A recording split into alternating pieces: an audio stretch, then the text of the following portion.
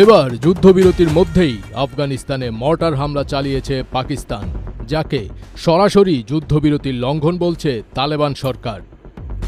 এই হামলায় এখনও পর্যন্ত ৬ জন নিহত এবং বেশ কয়েকজন আহত হওয়ার খবর পাওয়া গেছে। এমনটাই জানিয়েছে আফগান বার্তা সংস্থা খামা প্রেস। পাকিস্তানি বাহিনীর এই হামলার পর আফগান সেনারা পাল্টা হামলা শুরু করেছে। ধারণা করা হচ্ছে সীমান্তবর্তী অঞ্চলে দুই দেশের সেনাদের মধ্যে আবারও রক্তক্ষয়ী সংঘর্ষ শুরু হয়েছে। আফগান তালেবান সরকারের জাতীয় রেডিও ও টেলিভিশন জানিয়েছে, পাকতিকার উরগুন ও বারোমাল জেলায় হামলায় নারী ও শিশুসহ কয়েকজন বেসামরিক নাগরিক নিহত হয়েছেন। স্থানীয়রা জানান, রাতের দিকে পাকিস্তানি ড্রোন আবাসিক এলাকায় বোমা নিক্ষেপ করে। এর আগে আফগান সরকারের মুখপাত্র জাবিহুল্লাহ মুজাহিদ অনির্দিষ্টকালের যুদ্ধবিরতির ঘোষণা দিয়েছিলেন। আন্তর্জাতিক বিশ্লেষকরা মনে করছেন, আফগানিস্তান ও পাকিস্তানের সম্পর্ক এখন গভীর অবিশ্বাসের জায়গায় এসে ঠেকেছে।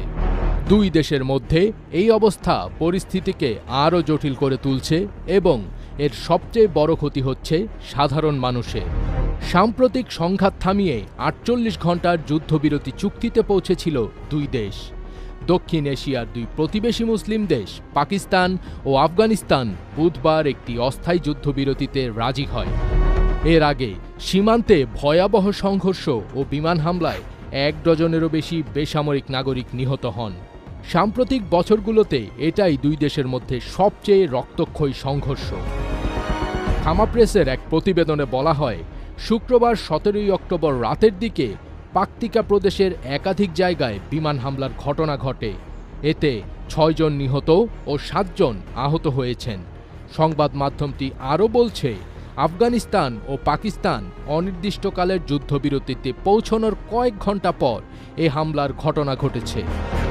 স্থানীয়রা জানিয়েছেন, শুক্রবার রাতের দিকে পাকিস্তানি ড্রোন আবাসিক এলাকায় বোমা বর্ষণ করে। পাকতিকার সরকারি কর্মকর্তা জানিয়েছেন, এ হামলার পরই আফগান সেনারা সীমান্তে পাল্টা হামলা শুরু করে। তারা সতর্কতা দিয়ে বলেছেন, এমনটি চলতে থাকলে এ দ্বন্দ্ব ছড়িয়ে পড়তে পারে গোটা অঞ্চল জুড়ে। ফাজবির তাজ, এটিএন বাংলা।